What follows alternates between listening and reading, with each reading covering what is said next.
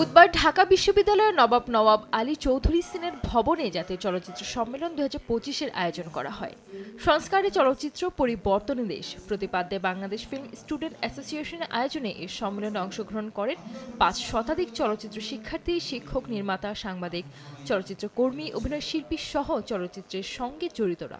এই অনুদান প্রথাকে বাতিল করে প্রয়োজন এই ছাত্রদেরকে অনুদান দিয়ে, তাদেরকে শিক্ষানবিষ্ঠানদের অনুদান দিয়ে তাদের ভিতরে দুরন্ত প্রতিভাকে সামনে এগিয়ে নেওয়ার জন্য চেষ্টা করবেন। এই অনুষ্ঠানে বিশেষ অতিথি হিসেবে উপস্থিত ছিলেন সংস্কৃতি মন্ত্রণালয়ের উপদেষ্টা মোস্তফা সরোয়ার ফারুকী। কাজের সমন্বয়ের জন্য সংস্কৃতি ও পর্যটন মন্ত্রণালয়কে এক করার দরকার বলে মনে করেন তিনি। এ বিষয়ে উপদেষ্টা জানান, আমাদের মিনিস্ট্রি রেগুলার কাজ করতে হয়। জুলাই নিয়ে আমাদের আগামী জুলাই আসছে, জুলাই পর্যন্ত আমাদের অনেক প্রজেক্ট করতে হচ্ছে। এগুলো করতে করতে জীবন শেষ। তার মধ্যে আমরা পলিসি লেভেলে কিছু প্রপোজ করে যাব ক্যাবিনেটে, and I hope all my colleagues will agree যে number 1, ministry of culture and tourism has to be together. আপনি কোথাও কালচার এবং ট্যুরিজম আলাদা পাবেন না এক্সেপ্ট কলোনিয়াল কান্ট্রিজ। আগামী 3 মাসের মধ্যে অন্তর্বর্তীকালীন বাংলাদেশ সরকারকে চলচ্চিত্র বিষয়ক মন্ত্রণালয় গঠন করার দাবি জানান অংশীজনেরা। তারা জানান, কেবল তথ্য মন্ত্রণালয়ের অধীন চলচ্চিত্রের কার্যক্রম চালানো কঠিন হয়ে পড়েছে এবং বিভিন্ন মন্ত্রণালয়ের সঙ্গে সমন্বয় করতে গিয়ে দাপ্তরিক জটিলতা বাড়ছে। আমরা তথ্যের কাছে যেতে চাই না, আমরা সংস্কৃতির কাছে যেতে চাই না, আমরা বাণিজ্যের কাছে যেতে চাই না। আমরা 4-5টা মন্ত্রণালয়ের কাছে গিয়ে এই অফিসে ঘুরে ঘুরে আর পারছি না। সিনেমার জন্য আলাদা মন্ত্রণালয় দাবি করা হলে সেই প্রসঙ্গে মোস্তফা সরোয়ার ফারুকী জানান, আপনারা এখানে দাবি করেছেন মিনিস্ট্রি অফ সিনেমার জন্য একটা আলাদা মিনিস্ট্রি।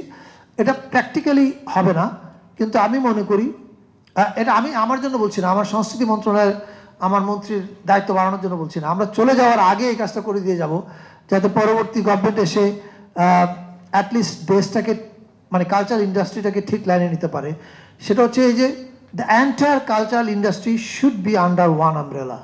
দায়িত্বে নিজের ব্যর্থতার কথা স্বীকার করে মোস্তফা সরোয়ার ফারুকী জানান, ধরা যাক আমি as a minister of culture আমার দায়িত্ব ছিল জানা যে আমার কতজন সিনেমাটোগ্রাফার আছেন, আমার তাদের মধ্যে কয়জন কাজ পাচ্ছেন, কতজন পাচ্ছেন না, কতজন বাউল শিল্পী প্রতি মাসে শো করতে পারছেন, কতজন পারছেন না, কয়টা সিনেমা হল আছে, কয়টা সিনেমা হলে স্ক্রিনিং প্রজেকশন সিস্টেম প্রপার, কয়টা মাল্টিপ্লেক্স আছে, কয়টা নাই।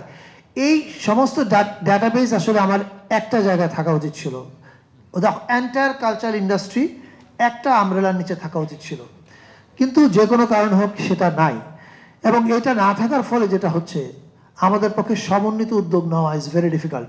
সংস্কৃতি উপদেষ্টা মনে করেন, প্রস্তাবগুলো একটু বুঝে শুনে বাস্তবায়ন করলেই অনেক সমস্যার সমাধান হয়ে যায়, তবে সেটা করা সম্ভবপর হয়ে ওঠেনি। পুরোটাই একটা লেজে গোবরে অবস্থা। এখানে সবগুলো প্রবলেমই আলোচনা হয়েছে। সঞ্জিদ আক্তার, দেশ টিভি। সার্টিফিকেশন বোর্ডে যে কোন ছবিটা 18+ কতটুকু দিয়েছে আমরা হল মালিকরা কেমনে বুঝবো?